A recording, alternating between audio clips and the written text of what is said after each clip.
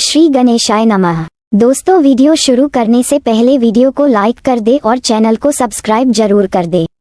Story name is दीवानगी प्यार और जुनून and this story is begin from chapter 19 and guys don't forget to share your reviews and put on your earphones before starting the video for better experience। तो चलिए शुरू करते हैं। अब तक आदित्य ने थोड़ा आगे झुककर कहा, तुम्हारे ये लाल गाल देखकर मुझे इन्हें खा जाने का मन करता है। इतना कहकर आदित्य ने उसके दोनों गालों पर कर लिया, जिससे उसकी हल्की सी आहें निकल गई। स्नेहा ने अपना हुलिया ठीक करते हुए कहा, आप बहुत बेशर्म हो रहे हो, दिन बा दिन कहीं भी शुरू हो जाते हो। आदित्य ने स्नेहा के बात पर उसे गहराई से देखते हुए कहा, जिस दिन मैं शुरू हो जाऊंगा ना, तुम मुझे संभाल नहीं पाओगी। स्नेहा थोड़ा झेप जाती है उसके बात पर। तभी दोनों को ड्राइवर की आवाज आई, सिर हम ऑफिस पहुंच गए हैं, अब आगे। असर एम्पायर। आदित्य स्नेहा को कॉलेज छोड़ने के बाद ऑफिस में आया था। आदित्य ऑफिस में आता है तो चारों तरफ एम्प्लॉइज के भाग दौड़ मची थी। वहां पर शांति था, लेकिन सारे एम्प्लॉइज अपने काम में बिजी थे। सब लोगों ने आदित्य को देखा तो उसे सब लोग गुड मॉर्निंग विश करने आदित्य ने सबको इग्नोर कर दिया और एरोगेंटली अपने केबिन के ओर चला गया। उसके पीछे पीछे नीरज भी चला गया। आदित्य जब लिफ्ट से उतरा तो ऋषा उसे देखकर अपने जगह से खड़ी हो गई। उसने उसे ग्रीट किया और कहा, सर आपके केबिन में धीराज सर आपका इंतजार कर रहे हैं। आदित्य ने अपना सिर हिला दिया तो ऋषा उस फ्लोर पर बने किचन में चली गई आदित्य के लिए कॉफी लेने के लिए। आदित्य का केबिन। आदित्य केबिन में आता है तो इसका नजर टेबल पर हाथ के ऊपर सिर झुकाए बैठे धीराज पर गया। उसे ऐसे देखकर आदित्य की आंखें छोटी हो गई।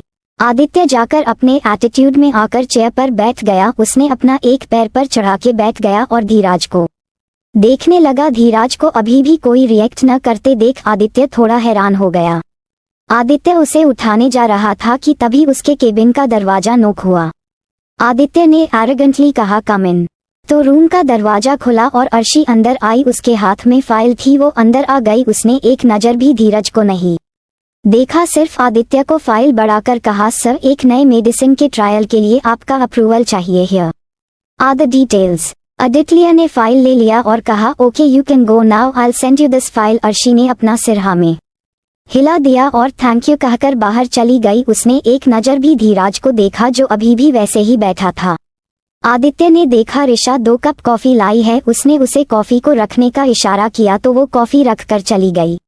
आदित्य ने आगे झुककर धीराज को थोड़ा हिलाया तो वो हड़बड़ा कर उठ गया।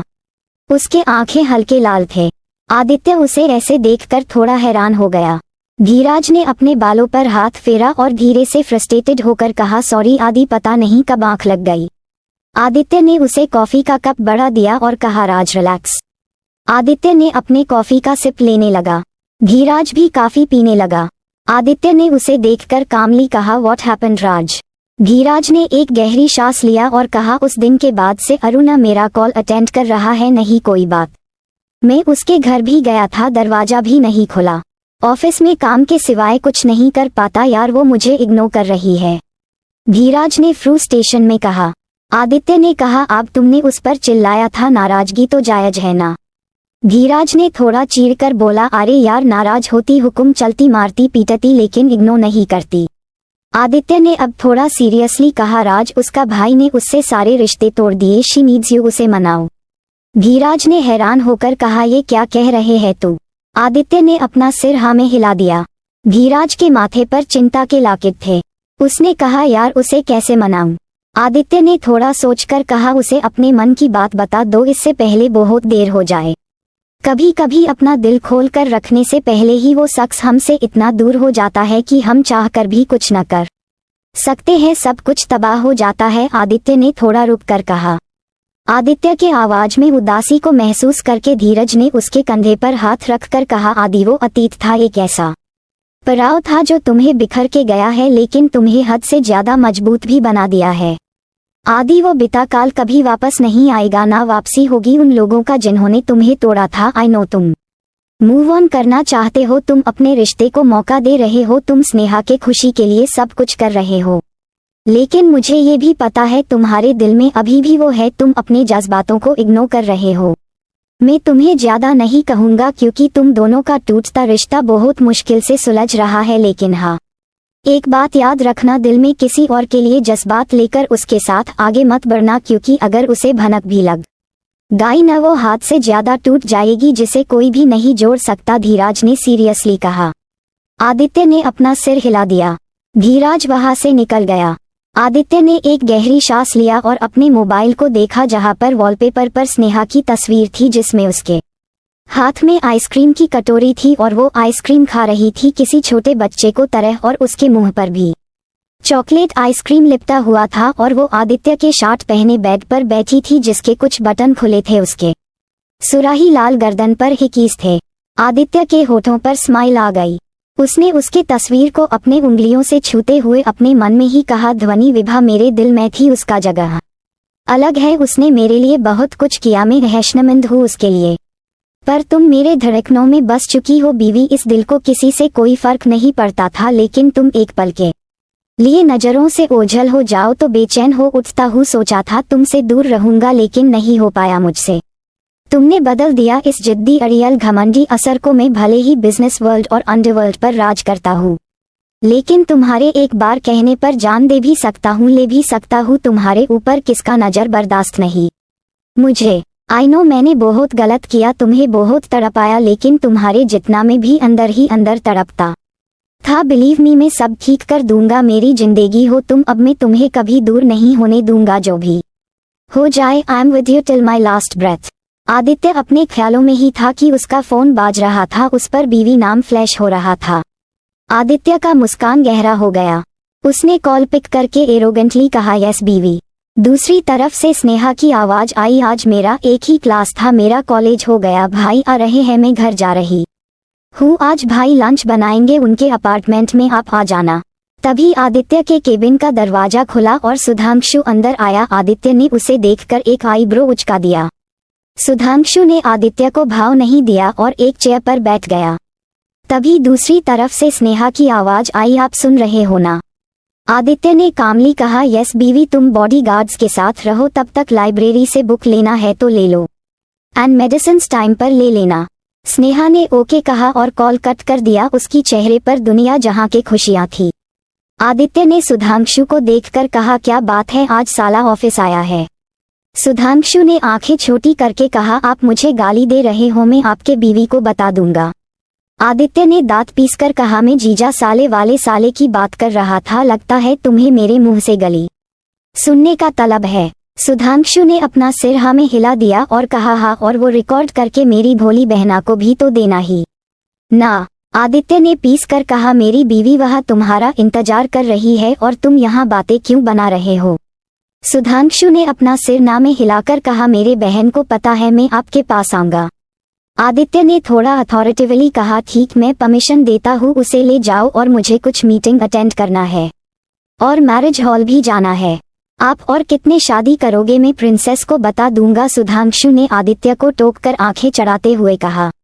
आदित्य ने अपनी आंखें छोटी करके कहा, एक्सक्यूज मी, मैं वंश के शादी की बात कर रहा था, और सुधांशु को घूरने लगा। सुधांशु ने मुंह बनाकर कहा, मुझे लगा आप शायद अगले तैमूर लंघ होंगे। आदित्य ने अपनी आंखें रोल करके कहा, क्यों, तुमने कितनी बीवी देखे हैं मेरे? सुधांशु ने सोचने का नाटक करते हुए कहा, क्या पता, शायद मोबाइल या लैपटॉप में घुसा के रखा है, क्योंकि सारा दिन तो उसमें ही घुसे रहते हो। आदित्य ने दांत किटकिट कर कहा, निकलो, मुझे बहुत काम है। सुधांशु ने देखा आदित्य अपने गुस्से को दबाने की कोशिश कर रहा है तो उसने वहां से जाना बेहतर समझा और बाहर खिसक गया। उसने जाते जाते ही कहा, शाम को आ जाना, सारा काम निपटाकर आप आ रहे हो, मुझे और कुछ नहीं पता, हम इंतजार करेंगे। इतना कहकर वो आदित्य के बात बिना सुने ही चला गया। आदित्य ने मुंह बना लिया और अपना काम करने लगा। सुधांशु वहां से निकलकर सीधा लिफ्ट में एंटर होता है तो लिफ्ट में एक लड़की भी थी जो मोबाइल चला रही थी। सुधांशु ने उसे इग्नोर कर दिया और लिफ्ट में खड़ा हो गया। इस लड़की ने तिरछी नजर से उसे देखा और मुंह बनाकर अपने मन में ही कहा, क्या समझता है क्या खुद को? इतनी सुंदर लड़की पिछले 2 साल से इसके इर्द गिर्द घूम रही है और ये है कि भाव ही नहीं देता। अब कुछ देर हुआ ही था कि लिफ्ट अचानक बंद हो गई और चारों ओर अंधेरा छा गया। सुधांशु ने जल्दी से अपना फोन निकाला कि तभी उस लड़की ने जल्दी से सुधांशु को कसकर गले लगाकर कहा है, भगवान कौन सा भूत आ गया। उसने सुधांशु को कसकर गले लगा लिया और हनुमान चालीसा पाठ करने लगी।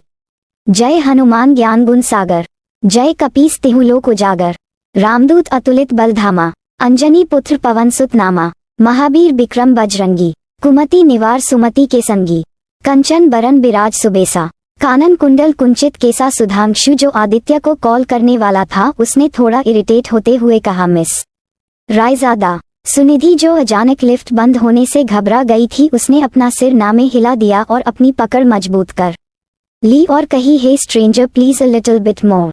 सुधांशु थोड़ा हैरान हो गया और उसे ऐसा लगने लगा कि सुनिधि ने शायद उसे पहचाना नहीं। उसे सुनिधि की बड़ी हुई दिल की धड़कन महसूस हो रहा था। वो समझ रहा था नीलम पैनिक कर रही है। उसने भी उसे हग कर लिया और उसके पीठ और सिर को सहलाने लगा। सुधिनी जिसने सुधांशु के सीने में अपना चेहरा घुसा के रखा था उसे आज पहली बार सुधांशु की रिस्पॉन्स पाकर हैरान हो गई थी। 10 मिनट हो गए थे लेकिन हालत का कोई सुधार नहीं हुआ। अब सुधांशु भी थोड़ा टेंशन में आ रहा था क्योंकि सुनिधि के साथ वो अकेला ही था और मोबाइल नेटवर्क भी नहीं लग रहा था। सुनिधि के सिर पर ठंडे पसीने आ रहे थे, सुधांशु ये महसूस कर पा रहा था। सुनिधि ने वैसे रहकर ही कहा, देखो यार, अगर मैं मार गई तो मेरे भाई से कहना मुझे कॉफिन में ग्रेवयार्ड में रखने के लिए और येलो रोजेस ले जाने के लिए। सुनिधि के बातों से सुधांशु को बहुत गुस्सा आ रहा था। उसने अपनी हाथों की मुठ्ठियां कास लिया और दांत पीसकर कहा, मिस निधि, अगर अपने अपना ये मुंह का ड्रेन बंद नहीं किया ना तो आई स्वेयर मैं तुम्हें यह इस अंधेरे में अकेला मारने के लिए छोड़ दूंगा। निधि ने जल्दी से अपना सिर नामे हिला दिया और चुपचाप खड़ी हो गई। थोड़ी देर बाद लाइट आ गया और लिफ्ट कुछ पालों में ही बेसमेंट पर रुक गया तो सुनिधि जल्दी से अलग हो गई और पंजों के बाल खड़ी होकर सुधांशु के गाल पर किस कर लिया और उसे बिना देखे ही कहा, थैंक यू। इतना कहकर वो बाहर भाग गई। सुधांशु ने अपना एक हाथ अपने गाल पर रख लिया और हक्का बक्का होकर सुनिधि के जाता देखता रहा। उसने अपना सिर झटक कर कहा, भाई भी पागल और बहन भी पता नहीं मेरी गुड़िया कैसे रहती है। इतना कहकर उसने अपना सिर झटक दिया और कॉलेज के लिए निकल गया। वहीं दूसरी तरफ होटल सिल्वरवुड, रिद्धिमा मुंह बनाकर बैठी थी। उसके सामने ऋतिक बिना कोई भाव के अपना कॉफी पी रहा था। असल में ऋतिक ने रिद्धिमा को जबरदस्ती उठवाकर ये ले आया था एक होटल पर, लेकिन आखिरी 1 घंटे से रिद्धिमा से उसने कोई बात नहीं किया। रिद्धिमा ने चीरकर अपना एक हाथ टेबल पर मारा तो ऋतिक उसे घूरने लगा। रिद्धिमा ने इरिटेट होते हुए कहा, मिस्टर रायजादा, मुझे यहाँ क्यों बुलाया है? ऋतिक ने कहा, किसी की सच्चाई दिखाने के लिए। रिद्धिमा ने एक आईब्रो उचकाकर कहा, किसकी? ऋतिक ने उसके क्वेश्चन को इग्नोर करके कहा, तुम डेट कर रही हो। रिद्धिमा ने थोड़ा इरिटेट होकर कहा, मैं जो भी करूँ हमारे रास्ते अलग है, हमें एक दूसरे से कोई लेना देना नहीं है। आपको अगर कोई काम न हो तो मैं जा रही हूँ। रिद्धिमा उठने लगती है तो ऋतिक भी खड़ा हो जाता है। रिद्धिमा एक कदम भी आगे बढ़ा पाती उससे पहले ही ऋतिक ने उसे किसी सब्जी के बोरी के तरह अपने कंधे पर टांग लिया और रेस्टोरेंट एरिया से बाहर निकलकर रिसेप्शन की तरह चला गया। रिद्धिमा अपने हाथों से ऋतिक ने पीठ पर मुक्का मारने लगी और छटफटाने लगी। वो दोनों कॉरिडोर से गुजर रहे हैं जहाँ कोई नहीं था। रिद्धिमा ने दांत पीसकर कहा, यू ओरांगुटन लीव मी। इतना कहकर उसके ऋतिक के कंधे पर मुक्का मारा तो ऋतिक ने उसके बाट पर थप्पड़ मारा। ऋतिक के ऐसा करने से रिद्धिमा का चेहरा पूरा लाल हो गया। उसने गुस्से में कहा, why did you do that? Hrithik ने डिप वॉइस में कहा, अगर तुम अच्छी बच्ची की तरह नहीं रहती then I will do that again harder. Riddhima ने दांत पीसकर कहा, मुझे उतारो तुम गोरिल्ला कह के, और उसने ऋतिक के शर्ट के ऊपर से ही उसके कंधे को काट लिया। लेकिन उसे कोई फर्क नहीं पड़ा। ऋतिक ने इस बार थोड़ा जोर से इसके बट्स पर थप्पड़ मारा और कहा, एक भी बात जुबान से अगर निकली न और अगर ऐसे हाथ पैर मरती रही ना तो आई स्वेयर मैं तुम्हें ऐसे पनिश करूंगा ना अपने पैर पर घर नहीं जा पाओगी। ऋतिक के हस्की वॉइस सुनकर रिद्धिमा के रोंगटे खड़े हो गए। उसके गाल टमाटर जैसे लाल हो गए थे। रिद्धिमा शांत हो गई क्योंकि उसे इतना तो पता था जो ऋतिक कहता है वो करके रहता है। ऋतिक ने उसे उतार दिया और उसे कमर से पकड़कर रिसेप्शन के पास ले जाकर कहा, तुम यही रहो, मैं अभी आया और हाँ अगर भागी न तो इतना पैशनेट किस करूंगा ना तुम्हारी दम घुट जाएगी और इतना स्पैंक करूंगा ना तुम्हारे बट्स तुम्हारे गाल की तरह लाल हो जाएंगे। ऋतिक के रोमांटिक धमकी को सुनकर रिद्धिमा के गाल बुरी तरह लाल हो गए। ऋतिक ने उसके दोनों गालों को काट लिया और जाकर रिसेप्शनिस्ट से कुछ बातें करने लगा। रिद्धिमा वही एक कोने में खड़ी थी जब उसके कानों में किसी जाने पहचाने की आवाज गई। उसने अपना सिर घुमाकर देखा तो वहाँ एक लड़का और एक लड़की आ रहे थे। उस लड़की ने मुस्कुराकर कहा, बेबी आई लव यू।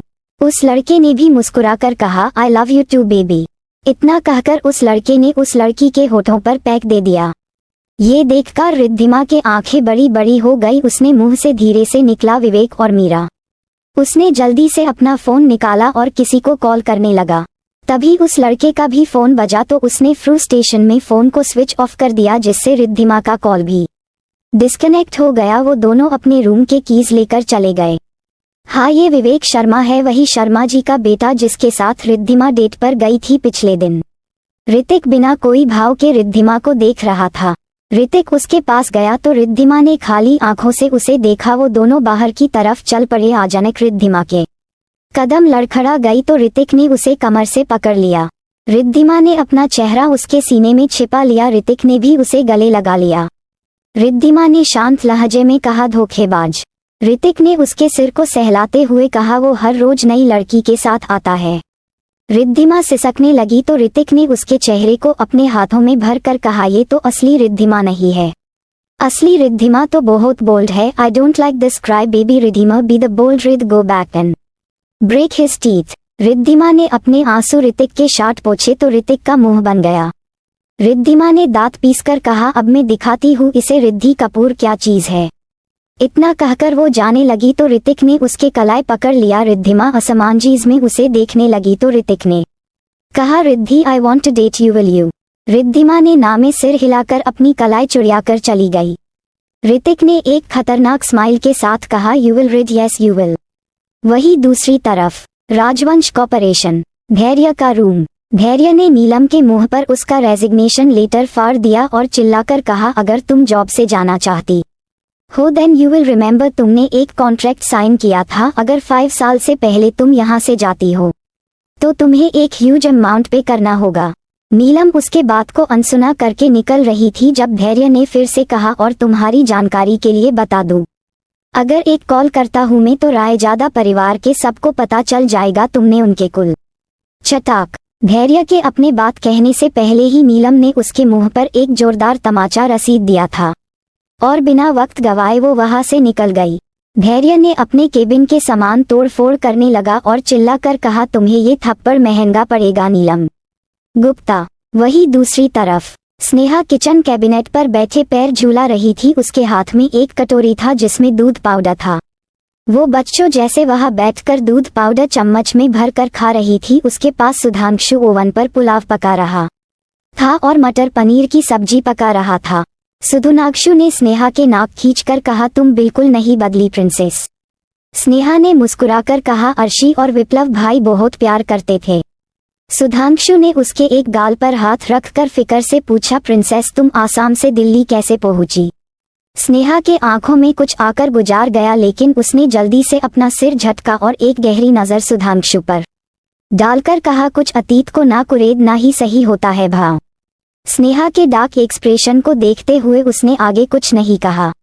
फिर वो दोनों गप्पे लगाने लगे और स्नेहा नई नई तरीके से सुधांशु को परेशान करती। वही बनारस हॉस्पिटल। आलोक और सांघवी सुधार्शिनी एक प्राइवेट रूम में थे। आलोक ने आंखें गुस्से में अंगारे बरसा रहे थे। उसने दांत पीसकर कहा, उस सुधांशु के वजह से आप आज इस हालत में हो पापा। उसने अपने सामने बेड पर बेजान लेटे आशीष रॉय को देखकर कहा। सुधांशु और आदित्य ने उनके कंपनी को नीलाम कर दिया था, उनके सारे इल्लीगल धंधे और रॉय इंडस्ट्रीज सब कुछ सुधांशु ने छीन लिया था। उनके सारे काले करतूत, उनके लड़कियों को धंधे में लगाने का कारोबार सब उजाड़ गया था। उनके सारे नाजायज रिश्ते भी सामने आ गए थे। उनके कैरेक्टर पर खुले आम कीचड़ उछाला गया था। वो ये सब सह नहीं पाए और स्ट्रोक के वजह से कोमा में चले गए।